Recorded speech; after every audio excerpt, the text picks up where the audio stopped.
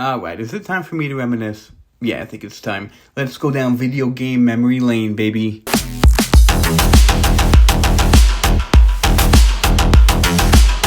What's going on, everybody? It's your buddy Muddy, aka Jay from Queens, and today we're going to switch it up into a top 10 countdown. Yes, that's right, we're gonna go full Sports Center on this one. Super fitting for a video I'm shooting on New Year's Eve, by the way. So let's count down my top 10 most unforgettable quests/missions in video games. Don't forget to like and subscribe to the channel, but more importantly, let me know if you agree with my list. Drop a comment down in the comment sections on what missions I left out, on which ones you agree with, and how fucking wrong I was, because I know I'm missing some absolute bangers on this list, by the way. But whatever. What do you want from me? Shut up and enjoy the video. Alright, so at number 10, we gotta talk about the one, the only Elder Scrolls V Skyrim. Yes, what may be a top 10 video game of all time in my books, there isn't a quest in this game I could name, describe, or write a freaking tutorial on how to beat. So it was tricky for me to find the most iconic quest for me to talk about here, so I had to do some thunking. What's by far the best faction in the game? Is it the Stormcloaks, the Companions, the Volkihar Vampires? Well, actually, probably the vampires, but easily as dope is the Dark Brotherhood. So naturally, I went with the coolest mission on that questline, Bound Until Death. This is an awesome part of the game, where you're tasked with attending a literal war-ending wedding that very well might result in a truce between the Stormcloaks and the Imperials. But, we're not gonna let that happen. We make our way to Solitude in our finest linens, introduce ourselves to the bride and groom, like, hey guys, I'm the dude that's literally half a dragon, and then immediately bounce to the rooftop and snipe those two lovebirds with a special bow called Finral's End, left right there like a gun stashed in the bathroom from Michael Corleone, thus sending the lovely newlyweds straight to a honeymoon to the afterlife. Of course, after which chaos ensues, where your buddy Nazir shows up to get you back. Nords fight Stormcloaks, guards fight rioters, and we slice and dice our way out of there like a deadly party crasher. Totally badass and one of the most memorable quests in the game. 10 out of 10 for sure. Moving down a spot to number 9, we gotta pick a Grand Theft Auto mission. Now, this is a tough task considering the plethora of games to choose from, but let's wind the clock back to the OG GTA game, Grand Theft Auto 3, and the mission SAM. The penultimate mission in the game has Asuka inform our silent, yet super early 2000s looking protagonist of a plane coming into Francis International Airport carrying a buttload of spank that we need to stop. So we take a boat to the runway and avoid the airport security, and oh, hello randomly placed rocket launcher. Like, what if some random fisherman found that? Oh, anyway. Boom goes the plane and out comes the packages of drugs, but yeah, enjoy those 5 stars you'll need to work through as FBI cars rain down on your ass like you just blew up a plane, but oh wait, you did. Yeah, the mission is awesome and super iconic. Alright, number 8, we're talking Days Gone and the nopest of nope missions in this entire game, the sawmill. Now, at this point of the game, hordes aren't anything new, but the sheer number of freakers in this area are freaky. Yeah, didn't sound right, but whatever. You're gonna need to make sure that Deke is stocked up on grenades, molotovs, mines, and of course some high-powered automatic weaponry. Of course, that isn't the only thing you'll need to do, as this place is an utter maze. So make sure that you map out where you are and where to run to, as knocking over barrels and 2x4s, shutting gates, and getting zombies to filter into tight spaces is crucial for gunning these smelly undead down. Oh, and make sure to grab a second pair of undies for this mission, because the odds of you pooping yourself are pretty damn high. But yeah, amazing isn't even the word for this level. Try unforgettable zombie goodness. Yeah, you know what? That nails it.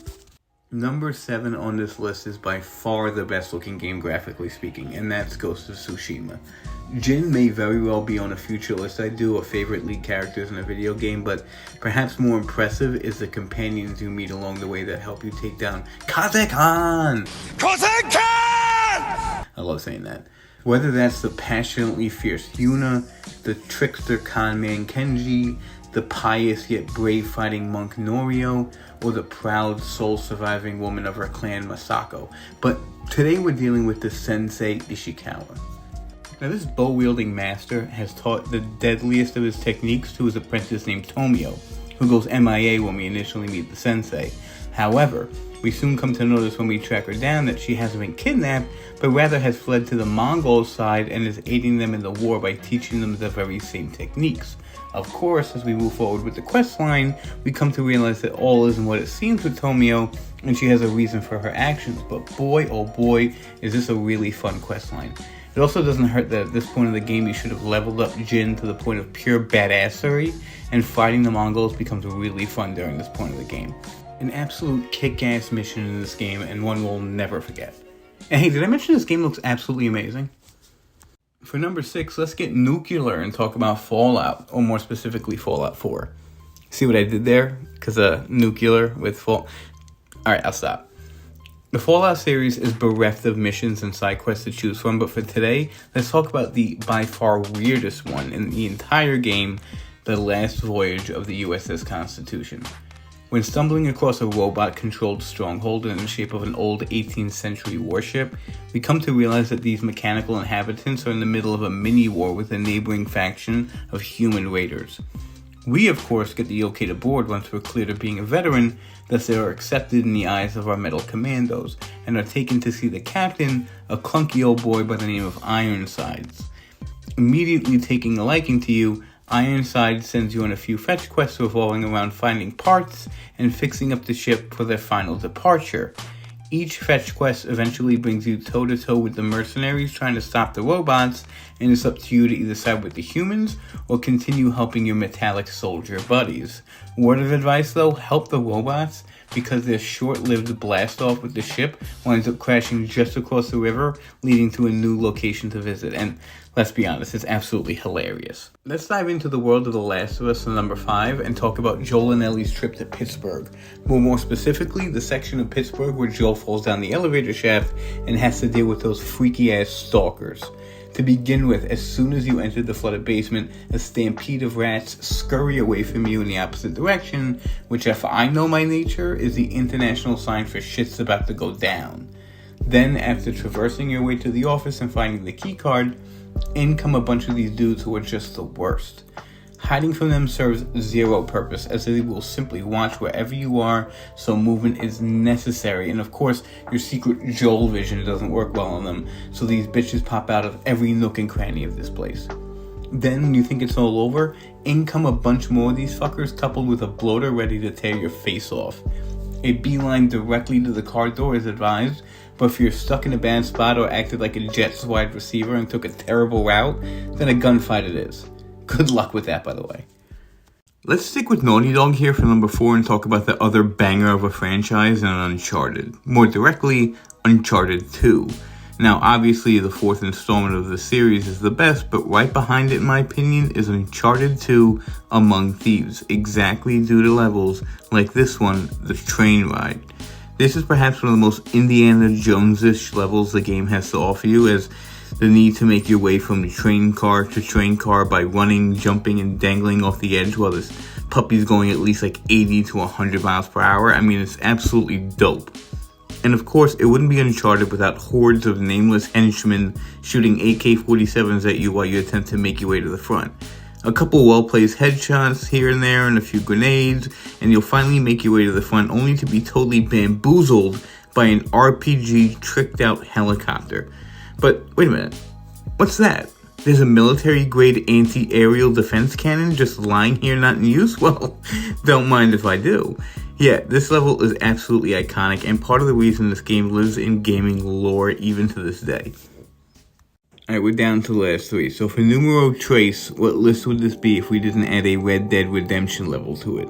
Arguably one of the greatest games of all time, Red Dead 2 has a smorgasbord of side quests and missions to choose from, but for me it's gotta be the level A Fine Night for it, aka the level with all the crazy swamp people. Yeah, the bayou is a strange AF place to begin with, but add a creepy crying woman near a campfire on a densely foggy night and you have a recipe for a straight up horror franchise.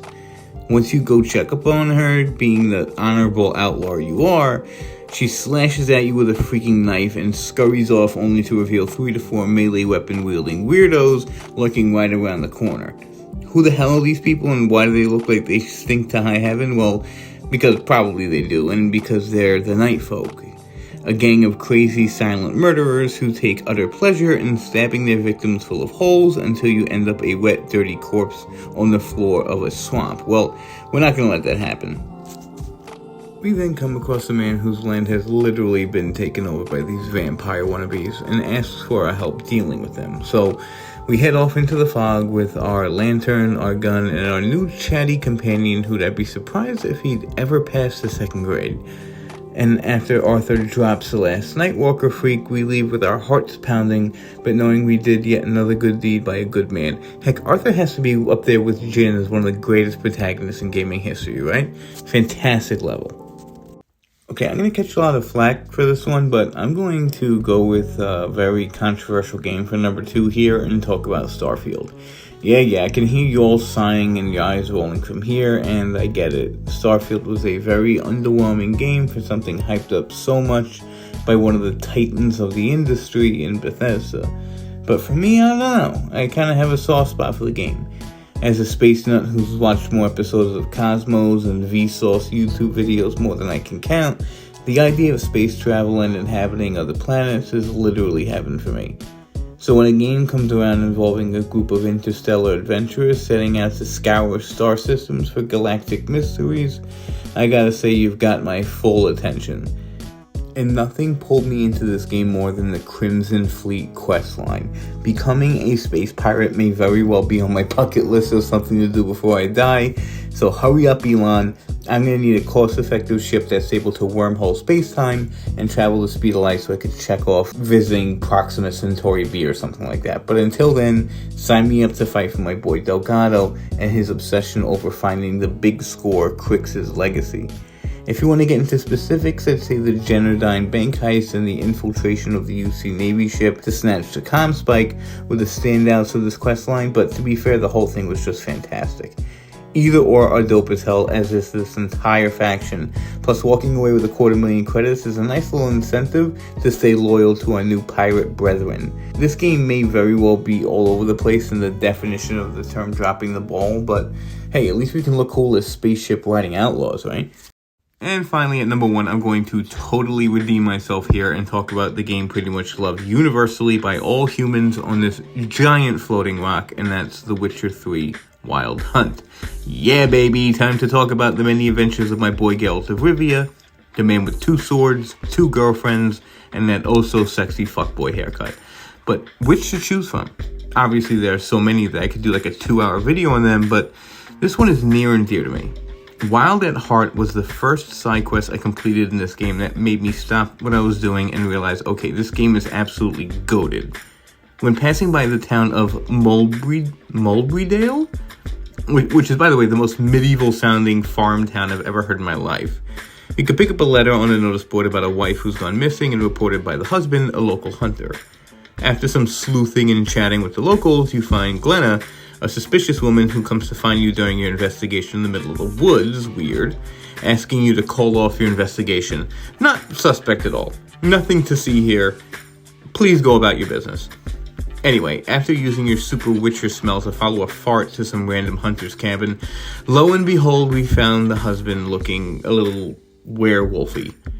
It turns out the dude ate his wife, and the crazy thought neighbor is like, no, don't kill him. He's my number 1 subscriber on OnlyFans, and I love him so much. She's super weird, but it's there where you can make a decision. Let him live and most likely tear his insta-ho side chick to pieces, get him the help he needs for his lycanthropy, or simply put the poor pup out of his misery.